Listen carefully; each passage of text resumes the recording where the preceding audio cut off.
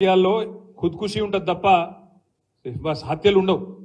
తప్పుడు పనులు చేస్తే తప్పుడు నిర్ణయాలు తీసుకుంటే ఖతమైపోతారు ఆటోమేటిక్గా. ఇవాళ నాగేందర్ భాయ్ సాబ్ కూడా అదే రకమైన ఒక తప్పుడు నిర్ణయం తీసుకున్నాడు. అధికారం కోసం ఆశపడ్డాడు. ఇవాళ గెలిపించిన ప్రజలకు వెన్నుపోటు పొడిచి అందులోకి పోయిండు.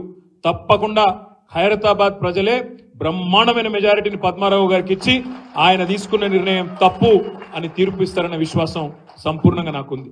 ఇవాళ ఖైరతాబాద్ లో మన కార్పొరేటర్లు కవిత గాని, వెంకటేష్ భాయ్ గాని, ఇంకా మిగతా మిత్రులు గాని అందరూ కూడా ఇవాళ బ్రహ్మాండంగా ఉన్నారు.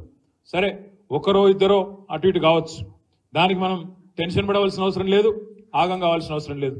ఇవాళ ప్రజల్లో ఒక విషయంలో స్పష్టత ఉన్నది. నాగేందర్ గారు అవకాశవాద రాజకీయాల కోసం పోయిండు అనే ఒక ఆలోచన ఆల్రెడీ వచ్చింది.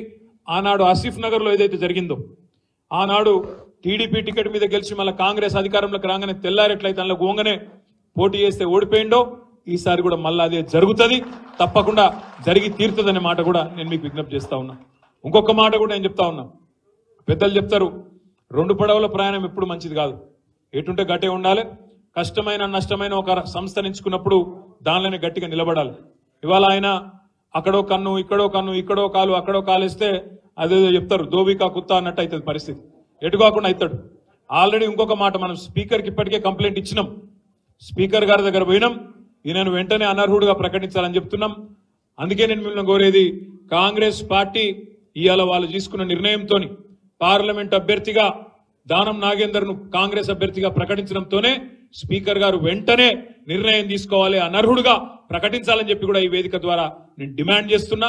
తప్పకుండా స్పీకర్ గారికి రాజకీయ ఒత్తిళ్లకు లోబడి ముఖ్యమంత్రి ఇంకొకలో చెప్తే ఆ ఒత్తిడి కనుక స్పీకర్ గారు లోనైతే వదిలిపెట్టము, సుప్రీంకోర్టు దాకానన్నా పోతాం, కానీ నాగేందర్ ను అనర్హుడిని చేసేదాకా ఇడిచిపెట్టమనే మాట కూడా తప్పకుండా మీకు విజ్ఞప్తి చేస్తా ఉన్నాం. అందుకే మా సోదరులు ఖైరతాబాద్ లో ఉండే నాయకులు కార్యకర్తలకు ఉన్న విజ్ఞప్తి, ఇక్కడ ఉప ఎన్నిక రాబోతా ఉన్నది, 3-4 నెలలనే ఉప ఎన్నిక వస్తున్నది, దానికి కూడా తయారు కావాలి. తప్పకుండా ఈ ద్రోహం చేసిన నాయకులకు బుద్ధి చెప్పాలని చెప్పి కూడా నేను మీకు విజ్ఞప్తి చేస్తున్నా. ఇంకొక మాట కూడా నేను మీకు విజ్ఞప్తి చేస్తా ఉన్నా. ఈసారి నిజంగా చెప్పాలంటే సికింద్రాబాద్ లా పోటీ మనకు కాంగ్రెస్ తో లేదు.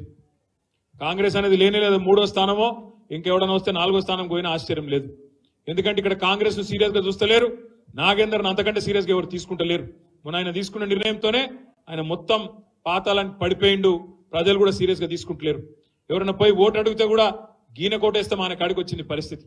కాబట్టి మన పోటీ ఉన్నదల్లా భారతీయ జనతా పార్టీతోని, కిషన్ రెడ్డితోనే మనకు పోటీ ఉంటుంది.